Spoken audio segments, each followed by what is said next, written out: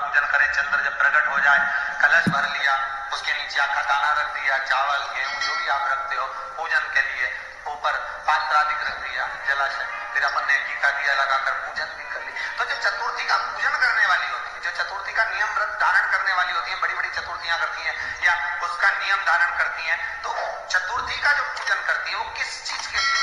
केवल संतान, पुत्र, परिवार, हमारा कुटुंब, हम जिस कुल में है हमारा कुल वैभव की ओर बढ़े, संपदा की ओर बढ़े और उसकी आयु बढ़े, उसकी आयु बढ़े, वैभव बढ़े। बहुत ध्यान दीजिएगा महाराज, चतुर्थी के पूजन में जो आप आखा दाना रखते हो, गेहूं वगैरह कुछ भी जो रखते हो, उसकी बड़ी महत्वता होती है महाराज। यहां तक कहा गया है, चतुर्थी की कथा तो आप लोग पढ़ते होंगे, जो लोग पढ़ते हैं उनको मालूम होगा, चतुर्थी की कथा में लिखा है, चौथ माता के व्रत में वर्णन किया गया है कि वो आखा दाना जो रखा जाता है, मान लो कोई जरूरी काम होता है तभी आखा दाना को रखा जाता है, संभाल के रखते हैं कि हम इस काम के लिए जा रहे हैं और हमारा ये कार्य सफल होना चाहिए।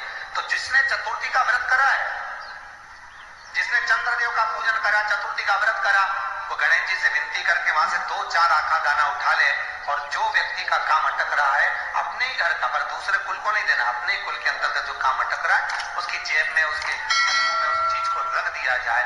तो चतुर्थी जो अगली आती है, जैसे आप महीने की करते हो तो महीने की, और आप जैसे करते हो कि 4 अलग बड़ी बड़ी चतुर्थी करते हो तो उसके अनुसार आपका कार्य सिद्ध होता ही है। उस आखे दाने का इतना महत्व होता है क्योंकि चतुर्थी का व्रत करने वाली माता जब व्रत करती है तो स्वयं चतुर्थी की कथा में लिखा हुआ है कि पार्वती जी गणेश जी से चतुर्थी की कथा बचवाती।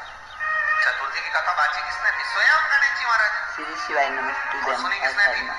माता पार्वती। बाचने वाले गणेश जी थे, सुनने वाली माता पार्वती थी।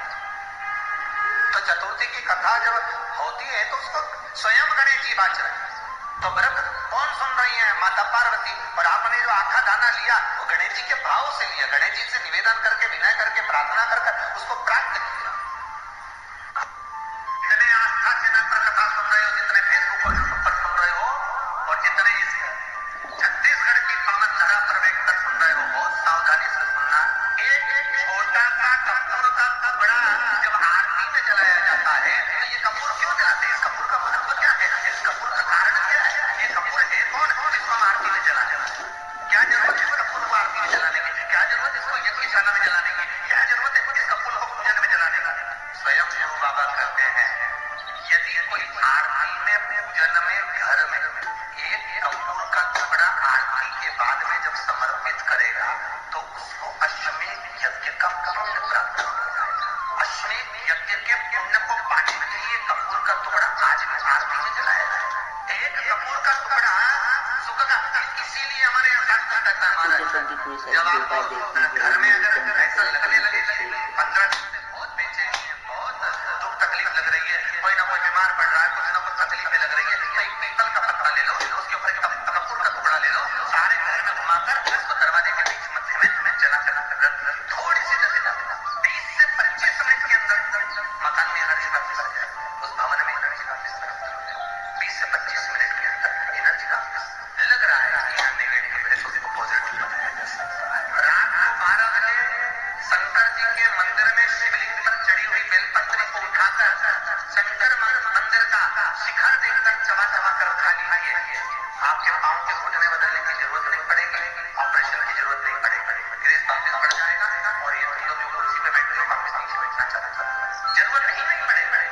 घुटने के दर्द और कमर के दर्द के लिए सबसे अच्छी है 7 गांठ वाली दुर्वा 21 ले लो और चतुर्थी के दिन गणेश जी को समर्पित कर दो।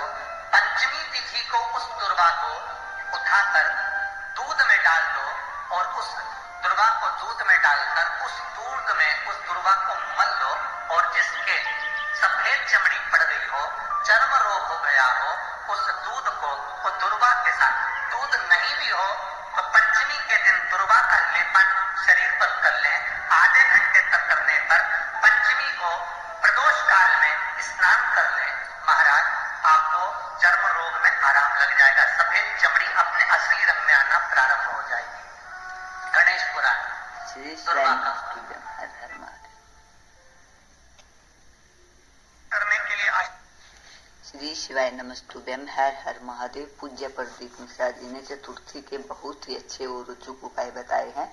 संकटी चतुर्थी का व्रत बहुत ही अच्छा होता है और इस दिन सभी माताएं और बहनें रहती हैं। पूज्य प्रदीप मिश्रा जी ने बताया है कि जो हम दबाते हैं पूजा करते समय, अगर उसका एक भी दाना या 2 दाने हम अपनी जेब में रख लेते हैं तो हमारा कार्य सिद्ध हो जाता है।